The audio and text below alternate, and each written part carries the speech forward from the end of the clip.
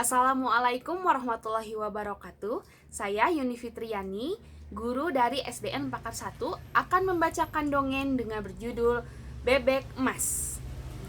Karya Sony Ristanta, kemudian penerbitnya Rizky Grafis. Diawali dari percakapan antara Hamid dan ibunya. Pada saat itu, malam itu hujan sangat deras. Kemudian Hamid merasa kedinginan dan berdoa supaya hujannya cepat reda karena dia hanya tinggal di sebuah gubuk yang sangat sederhana.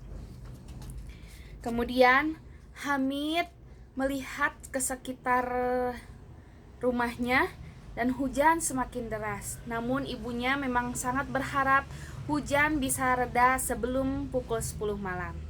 Dan akhirnya hujan pun reda. Dan kemudian Hamid mensyukuri apapun yang Allah berikan kepadanya. Kemudian sebelum tidur, Hamid menghangatkan tubuhnya dengan meminum 2 gelas kopi.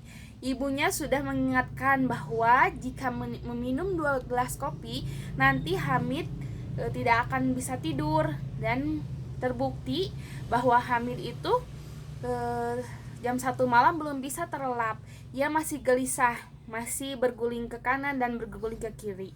Kemudian, tidak lama kemudian karena Hamid merasa lelah, ia terlelap sekejap dan merasa dibangunkan oleh seseorang yang terlihat sangat bercahaya di balik matahari. Dia mengakui bahwa dia adalah seorang ayahnya. Nah, kemudian ketika percakapannya belum sampai jauh, ibunya berteriak membangunkannya. "Hamid, ayo cepat bangun nak, sudah siang. Kamu kan harus bekerja, harus mencari kayu untuk kehidupannya." Jadi Hamid ini seorang anak yang mencari kayu untuk dijual ke pasar. Kemudian Hamid berpamitan kepada ibunya untuk mencari kayu-kayu, walaupun kayunya basah karena semalaman terguyur hujan. Hamid tetap semangat. Ia ingin memberikan kapur sirih yang dipesankan oleh ibunya karena seharian kemarin ibunya tidak mengunyah kapur sirih. Kemudian di perjalanan Hamid mendengar suara bebek, kuek kuek kuek kuek. Hamid tidak menghiraukannya. Hamid terus berjalan. Namun saat malam akan tiba, rasanya Hamid tersesat. Hamid merasa dirinya dikerubuni oleh pohon-pohon raksasa. Kemudian suara bebek itu terdengar lagi, kuek kuek kuek, dan Hamid menghampiri suara bebek tersebut. Ketika Hamid menghampirinya, bak, ternyata ada seorang kakek-kakek yang berjanggut putih, dan kakek tersebut adalah seseorang yang hadir dalam mimpinya. Kemudian kakek tersebut berpesan bahwa ia akan memberikan 2 ekor bebek dan menyuruh Hamid untuk memeliharanya. Tidak boleh memotongnya dan harus membagikan kepada tetangganya jika bebek tersebut memiliki anak. Kemudian Hamid membawa bebek tersebut pulang. Dan setiap kali Hamid tersesat, bebek tersebut akan menunjukkan jalan yang benar. Ketika Hamid sampai rumah, ibunya merasa khawatir kenapa Hamid baru datang dan kenapa Hamid membawa 2 ekor bebek. Ia bercerita bahwa ia diberi 2 ekor bebek oleh seseorang laki-laki. Kemudian ibunya menanyakan kapur sirihnya. Hamid merasa lupa karena ia sebenarnya tidak sampai pasar untuk menjual kayu-kayu. Ia malah bertemu dengan kakek-kakek tersebut. Namun secara ajaibnya, di tas yang ada bebeknya sudah tersedia kapur sirih yang nenek tersebut pesan. Kemudian Hamid memberikannya kepada nenek tersebut dengan merasa terheran-heran. Kemudian Hamid memelihara 2 ekor bebek tersebut Dan di pagi harinya Hamid merasa terkejut karena bebek yang ia bawa tadi, yaitu satu pasang bebek yang masih kecil, dan ketika pagi hari bebeknya sudah besar, sudah dewasa. Nah, kemudian ia memberitahunya kepada ibunya. Mana mungkin Hamid, dalam satu malam bebek bisa langsung dewasa. Nah, ketika ibunya melihat ternyata betul, dan keesokan harinya bebek tersebut bertelur, dan tidak lama kemudian jadilah seekor bebek anak-anak. Ia tidak lupa dengan pesan kakek tersebut. Ia kemudian memberikan bebeknya kepada tetangganya. Begitu terus terulang. Ketika bebeknya tersebut bertelur dan beranak, Hamid selalu memberikan kepada tetangganya.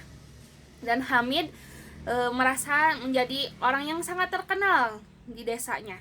Ia mempunyai rumah yang memadai, tidak seperti yang pertama kali diceritakan. Namun ada sekelompokan orang yang merasa iri dan merasa ingin kesuksesan Hamid tersebut ia miliki. Kemudian di suatu hari, bebek-bebek tersebut yang dimiliki oleh Hamid dicuri oleh pencuri-curi. Kemudian mereka mengumpulkan bebek-bebek tersebut bukan hanya di rumah Hamid saja, tapi di rumah tetangga-tetangganya juga. Mereka menjualnya ke pasar dengan harga yang cukup tinggi. Mereka di hari malam pertama mereka menjualnya dengan 100 ekor bebek. Dan sesampainya di pasar, ia menawarkan harga yang fantastis. Namun penjual yang di pasar merasa rugi karena ia harus memberikan pakan untuk bebek-bebek tersebut, jadi harganya diturunkan. Setelah merasa untung, ketiga pencuri tersebut mempunyai ide berikutnya, yaitu mencuri bebek-bebek dalam jumlah 2 kali lipat, yaitu 200 ekor bebek. Dan malam berikutnya mereka mencuri lagi 200 ekor bebek dan merasa terheran-heran kenapa penjual bisa meminta lagi bebek-bebek tersebut dengan hanya 1 hari saja bisa terjual. Nah, kemudian bebek tersebut yang 200 terjual lagi, dan keesokan harinya mereka berpikir lagi ingin sampai menjual 500 ekor bebek. Kemudian mereka berusaha membawa gerobak, dan di malam yang mungkin tidak beruntung bagi mereka ketahuan oleh warga. Kemudian mereka dipukuli oleh warga sampai memar. Dan di akhir cerita ini mereka baru menyadari bahwa setiap bebek yang mereka jual ke penjual di pasar akan kembali kepada pemilik bebek tersebut, baik itu Hamid maupun tetangga-tetangganya, karena bebek ini merasa sebagai bebek ajaib. Jadi setiap kali terjual oleh yang bukan haknya akan kembali kepada pemiliknya. Mungkin itu saja cerita dari bebek emas ini. Pesannya, setiap kebaikan itu pasti akan dibalas dengan kebaikan. Tapi jika kita berbuat keburukan, maka keburukan itu pula lah yang akan kita dapatkan. Sekian, assalamualaikum warahmatullahi wabarakatuh.